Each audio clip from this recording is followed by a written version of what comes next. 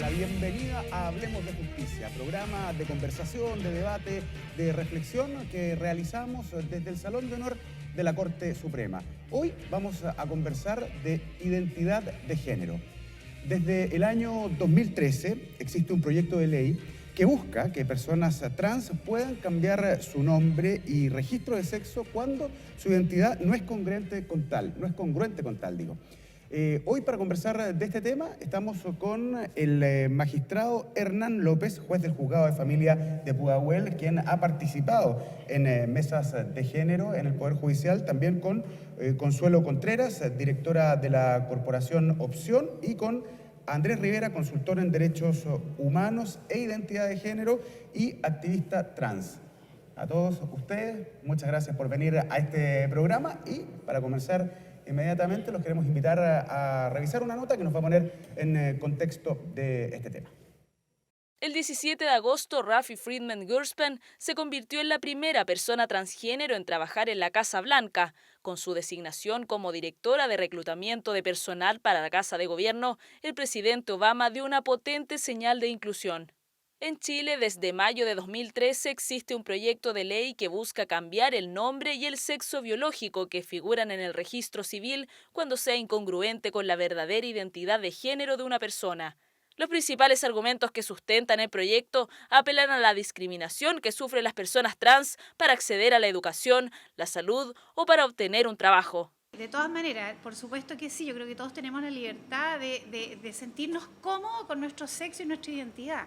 Yo también estoy muy de acuerdo que se puedan ser mujeres si es que son hombres y son transexuales, o sea, es lo que son finalmente. Sería como ser más dictatoriales con algo que es una naturaleza y que hay que aceptarlo. Al ser dueño uno de su vida, uno es dueño de llamarse y de ser del sexo que uno quiere.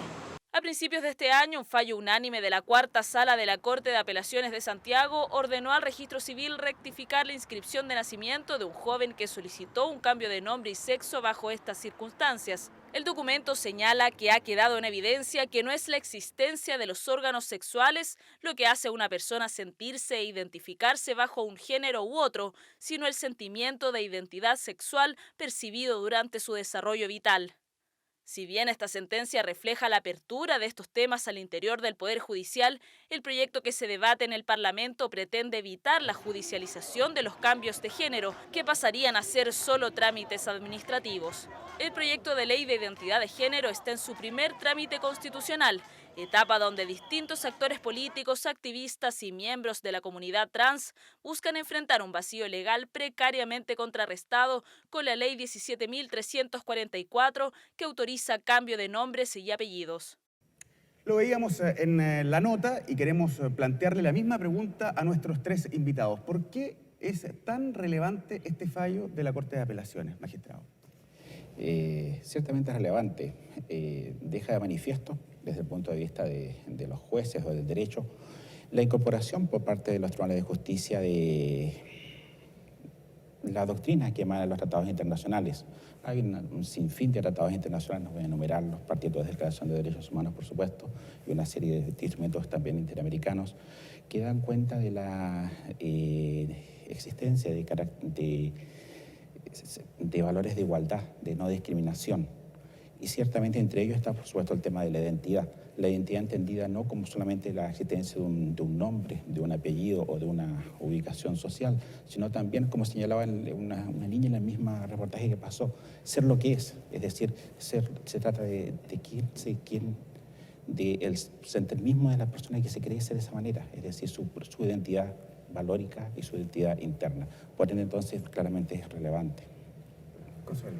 Sí, yo creo que es relevante el fallo, muy relevante, porque en realidad se hace cargo de una realidad, y se hace cargo en el sentido correcto, porque una sociedad que respeta los derechos humanos de las personas, lo esencial de ese proceso de respeto a los derechos humanos es el reconocimiento y respeto de la dignidad de cada persona.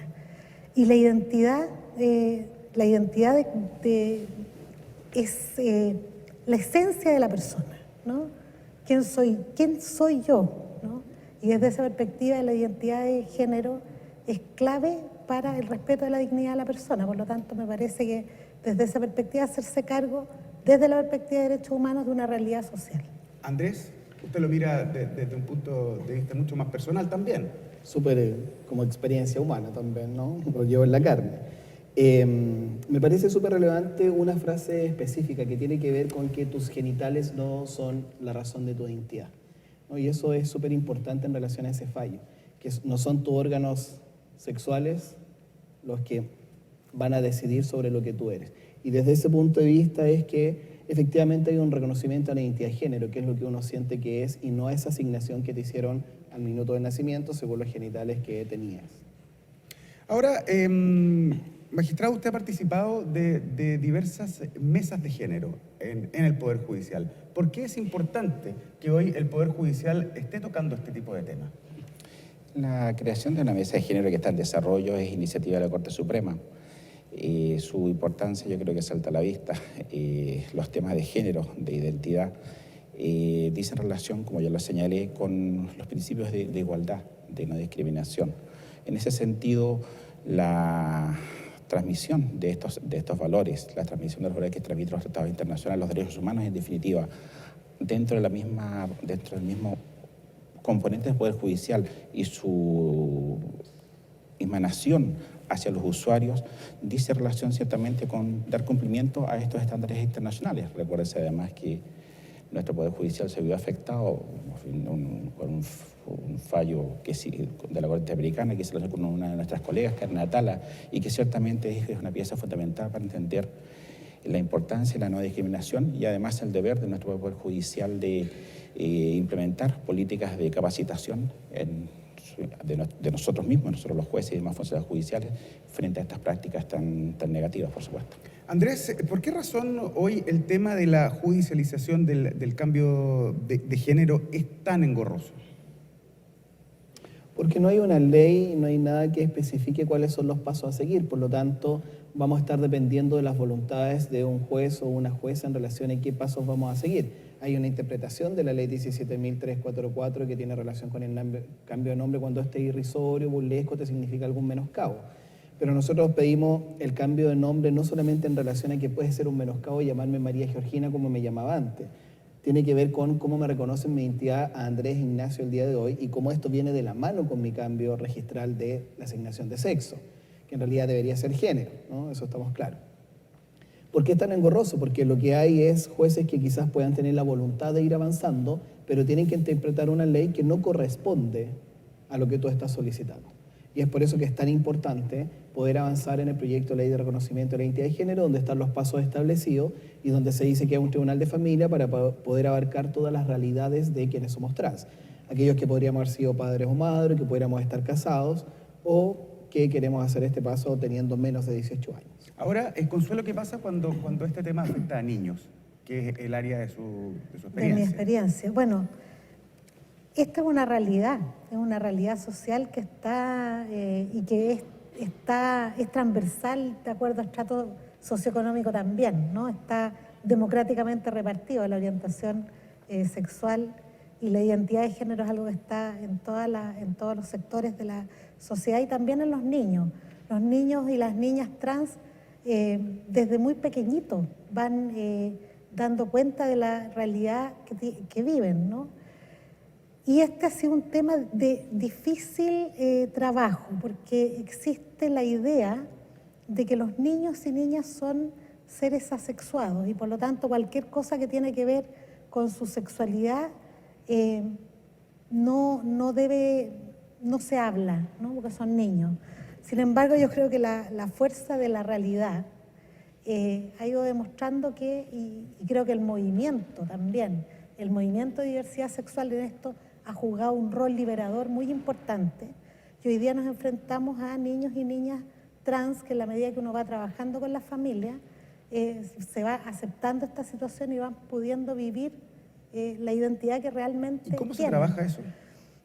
¿Con las familias? ¿Con sus redes diferentes? Con las familias, con las redes, idealmente con los colegios, con sus grupos de amigos. Yo creo que esta es una cuestión también que involucra a la comunidad, porque todos tenemos que integrar, incluir en nuestras vidas a las personas trans, evitando cualquier posible discriminación, que en los niños es muy fácil que ocurra, Y desde esa perspectiva los adultos tienen que estar atentos para evitar cualquier forma de discriminación. Yo cuando veo los problemas que hay, por ejemplo, para que niños trans vayan a los colegios, ¿no? Que se les prohíben el ingreso, les niegan la matrícula, me he acordado harto de la Brit Jones, ¿no? Creo que se llama, la niña negra que va por primera vez a una escuela de blancos y que tiene que ir acompañada por la policía porque los blancos pensaban que contagiaba una enfermedad, ¿ya? Un poco eso estamos viviendo, ¿no? Y son los mitos que hay que destruir. Y ahí cuando hablamos, magistrado, de todos estos procesos engorrosos, ¿el Poder Judicial de alguna manera está atado de manos y no puede y tiene que aplicar la ley tal cual está? Desde mi punto de vista, no. Puede variar, por supuesto, los pareceres de distintos colegas, pero desde mi punto de vista, los tratados internacionales de derechos humanos se imponen al juez, ya son en la medida que se incorporan vía Constitución, se imponen al juez ya ni siquiera como algo extranjero, ¿no? Que no lo es por lo demás, sino que es derecho interno. Y por ende, entonces, los jueces no solo están obligados a ejercer un control de constitucionalidad, sino también un control de convencionalidad. Y con esto quiero decir, en términos muy sencillos, que imaginemos el control de convencionalidad como un prisma en el cual están todos los tratados internacionales de derechos humanos y que yo debería usar para mirar entonces el caso particular que yo estoy atendiendo. Por eso mi respuesta a tu pregunta es sí, sin lugar a dudas, que es posible hacerlo. ¿Y ustedes, perdón? Sí, y además yo quería rescatar de lo que dice Consuelo, y no sé si qué piensa Andrés. El proyecto de ley entrega también la competencia de este procedimiento a los juzgados de familia, ¿cierto? Y la Corte Suprema, además, sin embargo, estimó en su oficio de observaciones que correspondería quizás, desde un punto de vista, a la profesora Ley Zamudio, que lo conocía en la justicia civil. ¿Qué piensan ustedes al respecto? O sea, me cuelgo lo que dijo Consuelo. La decisión de que sea en un tribunal de familia yo la comparto plenamente, por varias razones. No solamente existimos personas trans que no hemos tenido hijos, existen personas trans que están casadas y que van a hacer su proceso ahora, ¿no? Y por lo tanto se necesita regularizar esa situación matrimonial y seguramente va a ser un divorcio, por lo tanto se agrega una causal y eso se ve en un tribunal de familia. Pero una persona trans que ha tenido hijos también tiene que ver esa situación en un tribunal de familia. El ser trans no significa que tú vas a dejar de lado otros derechos. Te tienes que hacer cargo de los hijos que has tenido y cómo vas a enfrentar esa situación, y eso a lo mejor es un tribunal de familia. Pero también hay personas solteras que han sido padres o madres que deben regularizar esa situación. Y también, sin dejar de desmerecer el resto, para mí me parece sumamente importante la incorporación de niños, niñas, adolescentes trans en este proyecto de ley, y eso es un tribunal de familia. Porque cuando un niño y una niña le dice a su mamá, a su papá, soy niño o soy niña, y la familia se enfrenta a esta realidad, no todas las familias reaccionan igual. Hay familias que para ellos pasa a ser un problema, pasa a ser una preocupación, o peor aún, intentan mantener el género de su hijo a pesar de que le está diciendo que su identidad de género es contraria. Y entonces ahí tenemos que velar por estos niños, niñas, adolescentes. ¿Cómo lo hacemos? Interés superior del niño, deben conversar con el juez y si no hay acuerdo con la familia, debe haber un curador ad litem que represente este interés superior. Nos parece también que el Tribunal de Familia es el que tiene profesionales competentes para atender justamente a la familia en su totalidad y no solamente al individuo o la individua. Entonces no solamente va a ser la persona trans, sino que su realidad particular, si es casado, soltero, si tiene hijos, si no tiene hijos, si es menor, si es niño, niña, adolescente. Y entonces mi incidencia política, social en el Congreso ha sido para que sea el Tribunal de Familia. Porque si no tendríamos una ley en un registro, en un tribunal civil, solo para mayores de 18 años sin hijos. Y estaríamos haciendo una discriminación dentro de la misma población trans, o sea, habrían trans privilegiados y trans no privilegiados. Y me parece que esta es una realidad que se tiene que mirar en su contexto completo. ¿Consuelo? Sí, no, yo concuerdo con Andrés que es mejor que lo vea un tribunal de familia porque ve de manera más integral la realidad que viven las personas trans y la realidad que los rodea, ¿no? Y sobre todo el caso de niños y niñas, ¿ya? Yo creo que ahí la legislación o el proyecto de ley no ha entrado todavía, no toca el tema y es algo de lo que hay que hacerse cargo, porque en este país existen niños y niñas trans y hay que hacerse cargo de la realidad de esos niños y niñas, Por lo tanto, hay que generar, el Consejo de Derechos Humanos de Naciones Unidas ha sacado hace un par de años atrás un documento sobre el derecho al acceso a la justicia de los niños y niñas, y por lo tanto, de acuerdo a eso, debería generarse un sistema que sea expedito, amigable para los niños, ¿no? Que los niños puedan entender, que sea de fácil acceso para ellos, para que puedan recurrir, ¿no? al cambio de nombre de acuerdo a la identidad de género que tienen. Ahora, ese es un tema que hay que conversar, porque el proyecto de ley también dice que es un trámite que se puede hacer una sola vez en la vida.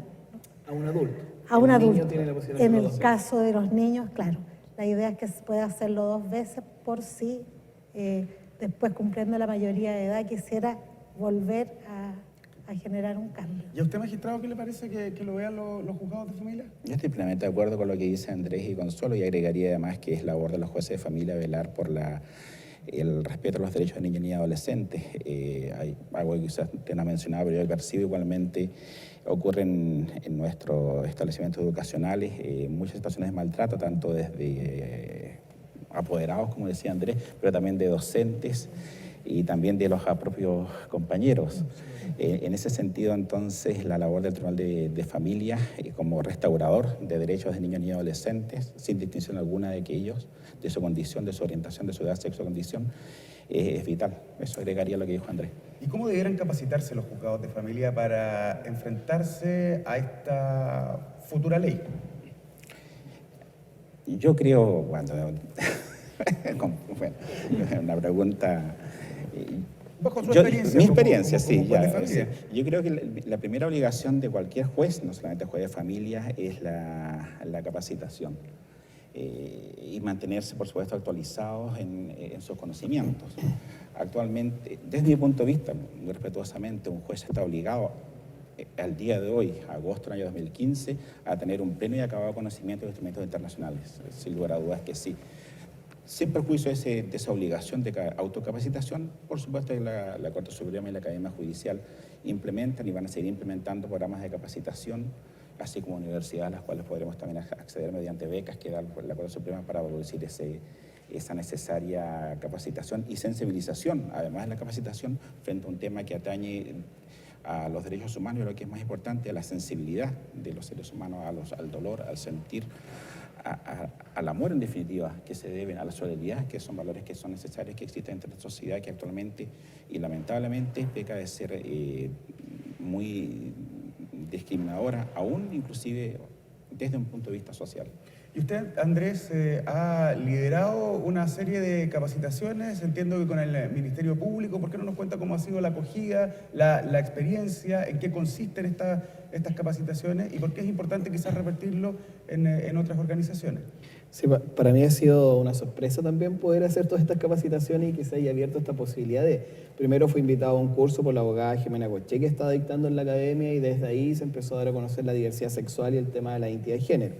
Acabo de terminar esta semana, el día miércoles, una capacitación que me pidieron los fiscales de la quinta región, los fiscales regionales, donde hubo más de 60 personas que se capacitaron en derechos humanos e identidad de género, ¿no? ¿Y por qué le damos el enfoque de derechos humanos? Porque así tiene que ser, ¿no? Y esa es la base que puede sustentar, entre ellos lo que también acaba de decir el juez, que tiene relación a cuáles son los tratados, los convenios, las resoluciones que hay y que obviamente podemos traer acá a Chile porque Chile las ha firmado.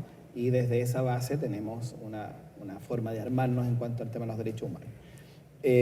Ha sido una experiencia bastante satisfactoria, ha habido mucha sensibilización en la temática, ha habido una apertura de ellos, inclusive con los fiscales estuvimos analizando en profundidad cómo se podía mirar o de qué manera se podía mirar las personas trans privadas de libertad, cuáles protocolos se podían aplicar y de qué manera podíamos aplicar esos protocolos.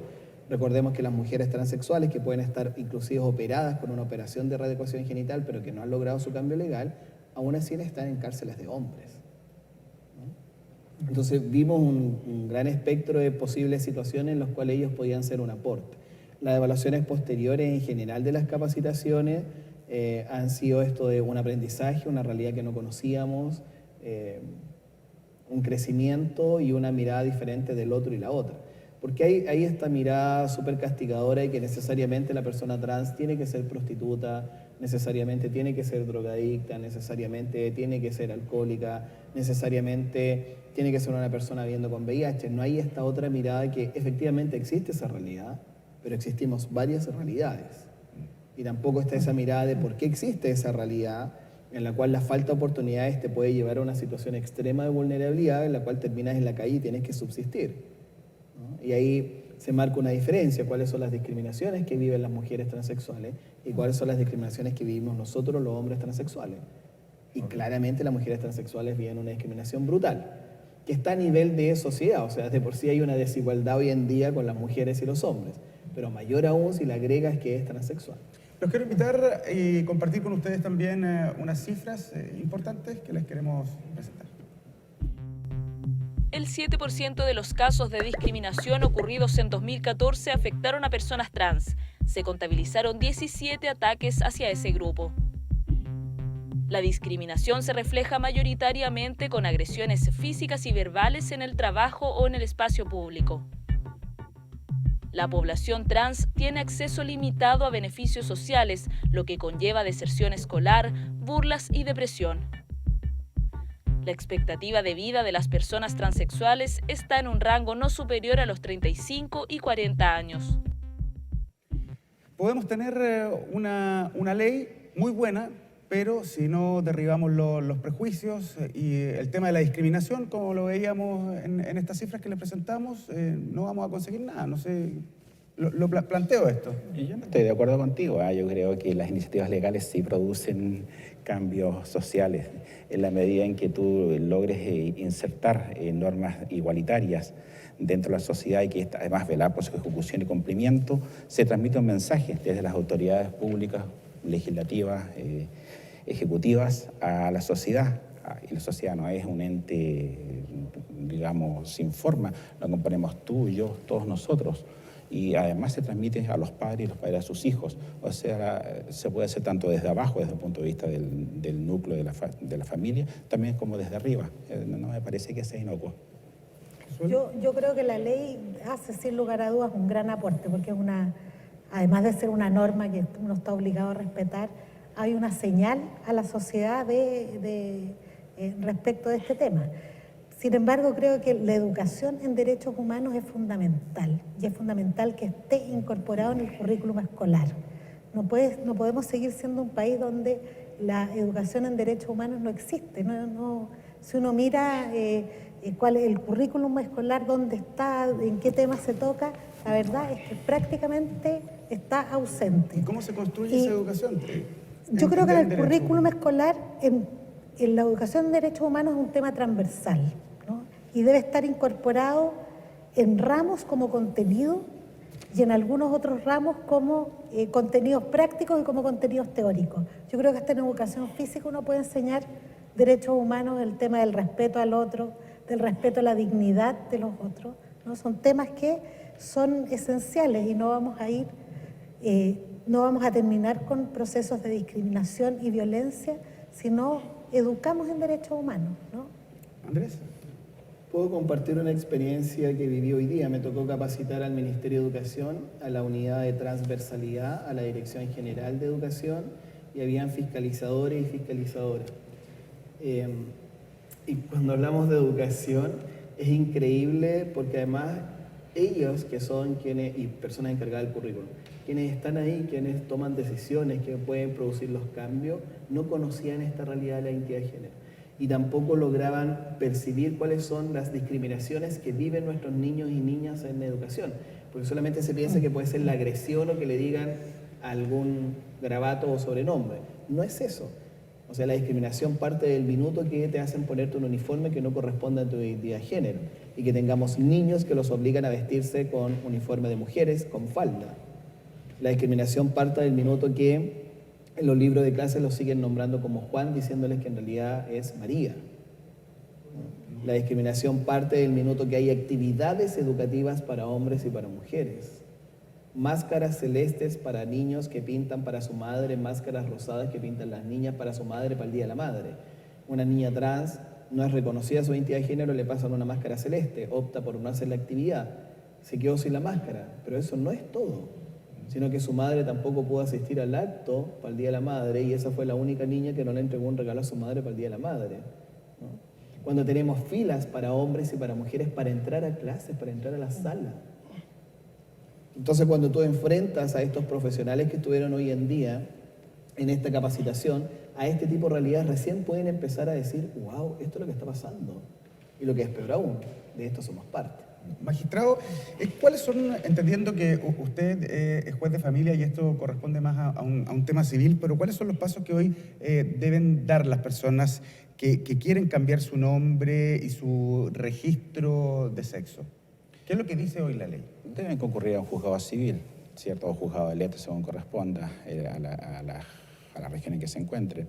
Es un trámite no contencioso y en el cual, en efecto, como señaló Andrés, por lo demás, al comenzar su exposición, está entregado a una serie de trámites en un procedimiento de tipo discrecional. Con esto quiero decir que es el juez quien va disponiendo, según su propio parecer, ciertas diligencias para poder llegar a la conveniencia o no de acceder a lo solicitado. Y ahí está, por supuesto, lo que señala Andrés en cuanto a que los jueces también estamos ciertamente insertos en el prejuicio. No es fácil liberarse de ellos.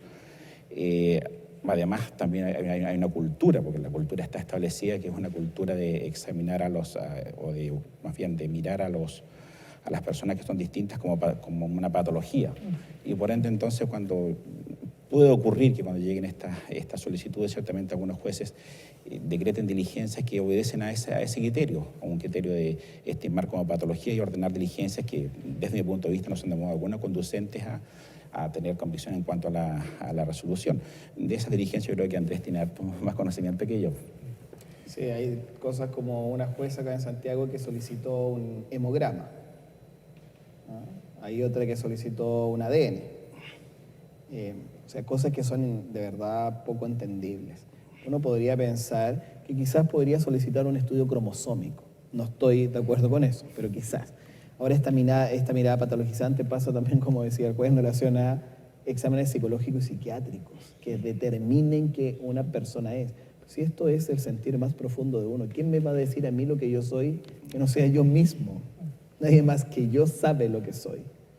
No necesito a alguien más que me lo diga. La idea es, de estos temas, de estos programas, es compartir este tipo de conversación con la ciudadanía. Y hay algunas preguntas que salimos con una cámara a grabar y estas son.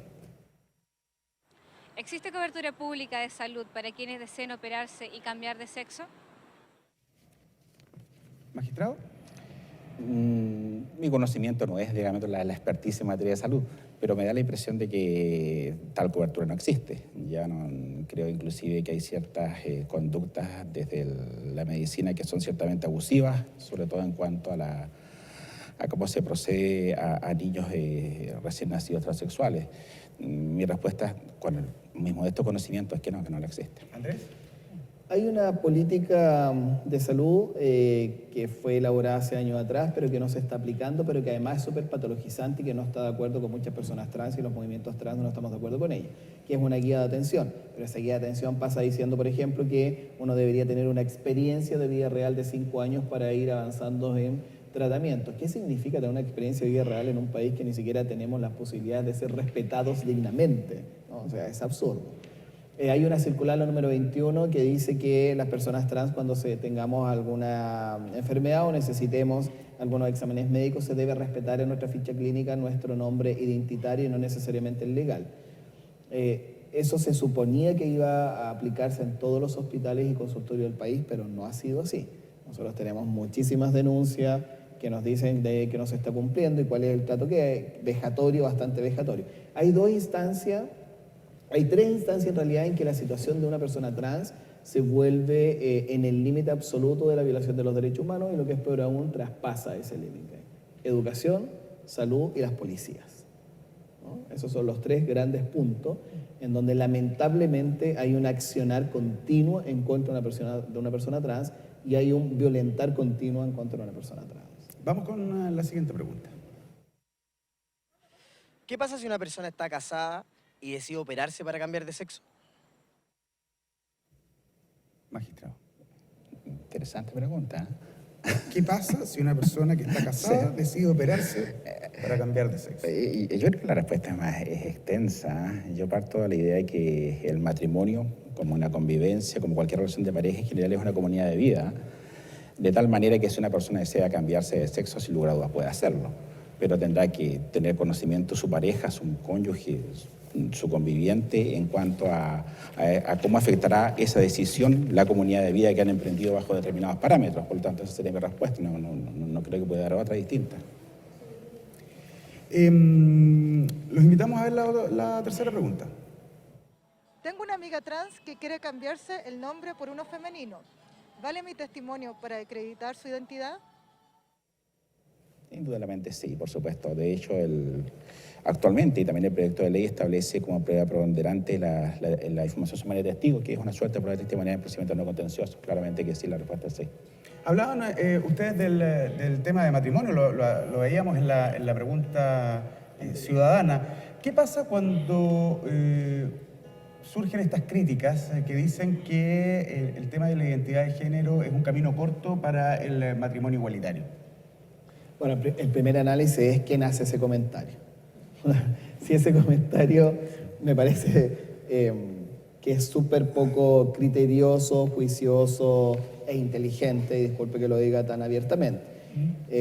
Alguien que piense que el camino corto para el matrimonio igualitario es primero porque lo está mirando desde su mezquindad, desde su morbosidad y desde lo torcido que puede tener su relación humana y su mente, claramente. Esto no estamos hablando acá de matrimonio igualitario, esa es una discusión que tendremos que tener en algún minuto en nuestro Congreso. Aquí estamos hablando de personas que al nacer nos asignan un género en relación al sexo que tenemos, pero que eso es erróneo y que en realidad nuestra identidad de género es contrario a ese sexo. Y lo que queremos es obtener nuestros cambios legales que nos permitan ir avanzando y también tener las mismas oportunidades que tiene el resto, porque hoy en día no tenemos las oportunidades cuando no tenemos nuestro reconocimiento a la identidad de género. Perfecto, un tema sumamente interesante. Les queremos agradecer a nuestros tres invitados y a ustedes, como siempre, seguirnos en las diferentes plataformas web del Poder Judicial. Aquí terminamos, hablemos de justicia.